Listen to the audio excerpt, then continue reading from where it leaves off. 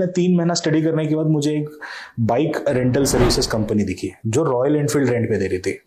Okay okay. मैं बोला royal Enfield जैसे 3-4 लाख रुपए की गाड़ी रेंटल पे मिल रही है, इसको तो जीपीएस की जरूरत पक्का पड़ेगी। Yes yes. That's how I went into ride sharing companies. तब फिर Vogo, Bounce, on bikes, Royal Brothers, ये सारी कंपनीज जो थी, I was astonished by the fact ये सारे मेरे एज के ही फाउंडर्स थे, 23-24 साल, 22 साल, 25 साल, 26 साल।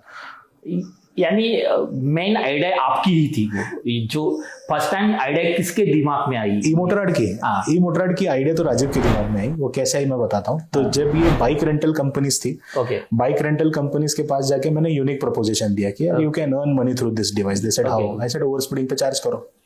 Everyone is over speeding your vehicle on the highways. तो फिर that's how I got in touch with these people, started selling the GPS devices to these companies. एक चीज जहाँ पे बहुत ज्यादा strong connect बैठ गया कि people are doing their own startup and startup के लिए पैसा कोई और इन्वेस्ट कर रहा है। जो बाइक रेंटल कर रहे हो, बाइक रेंटल के लिए डेट इन्वेस्टर अलग है। कि भाई 50 रॉयल एनफील्ड एक डेट इन्वेस्टर ने परचेज करके इनको दे दी, they are running on their platform और इनके ऑपरेशन कोई और फंड कर रहा है। एंड मेरे को वो मैच्योरिटी जो थी, they are service providers, asset investor कोई और है, कैपिटल इक्विटी इन्वेस्टर कोई और है, and all of this is managed by youngsters like 24-25 year old. और मैं तो लग रहा था कि मैं ही बहुत अच्छा कर रहा हूँ, बट मेरे को जब पता चला यार कि ये भी एक बहुत अलग डायमेंशन ऑफ लाइफ है, that's how we became friends.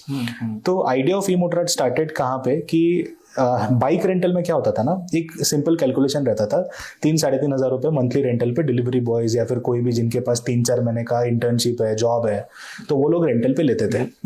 तो 3-4 हजार रुपए में कैलकुलेशन बहुत सही बैठ गया था रेंटल कंपनीज का। 4 हजार रुपए का मुझे रेंटल आ रहा है मंथली, और पर डे भी कोई लेके जा रहा है तो 200 रुपए दे रहा है, तो 4 से 5 हजार रुपए का मंथली पर व्हीकल रेंटल है, 2000 का ईएमआई, 500 रुपए का बाकी स्टेशन कॉस्ट। तो प्रॉफिटेबल मॉडल था। तो प्रॉब्लम हैपेंड जहां पे ये जो डिलीवरी बॉय चला रहे थे या फिर जो वीकेंड राइड पे चला रहे थे, this all people were travelling outside Bangalore. तो रनिंग जो व्हीकल की थी वो इनॉर्मस थी। यस। तो एक एक्टिवा महीने का 5-6 हजार किलोमीटर चल जाती थी। तो व्हीकल में प्रॉब्लम आना चालू किया कि भाई जो व्हीकल 5 साल चलना चाहिए था वो 2 साल 2.5 साल के बाद उसने छोड़ दिया कि भाई अब मेरे से ना हो पाएगा। तो मतलब वो कितना भी रेंटल पे आप उसको मेंटेनेंस करने की कोशिश करोगे तो that vehicles were like giving answer कि ये नहीं हो सकता। And that's where Kunal was the co-founder of On Bikes. He sent Rajeev to China.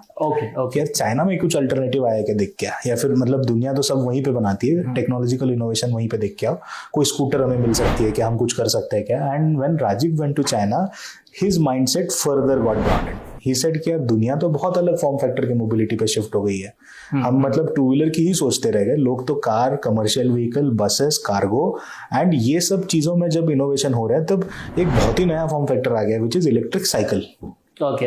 तो electric cycle he got exposed there in China and then his mind was further blown जब उसको पता चला कि दुनिया में सबसे ज्यादा 2 व्हीलर नहीं बिकती, इलेक्ट्रिक साइकिल बिकती है। Then he started talking। हमारे लिए तो वंडरलैंड की स्टोरीज जैसा हो गया था ये कि यार ये कौन सी स्टोरीज की हम बात कर रहे हैं कि यूरोप में ये बिकता है, यूएस में वो बिकता है।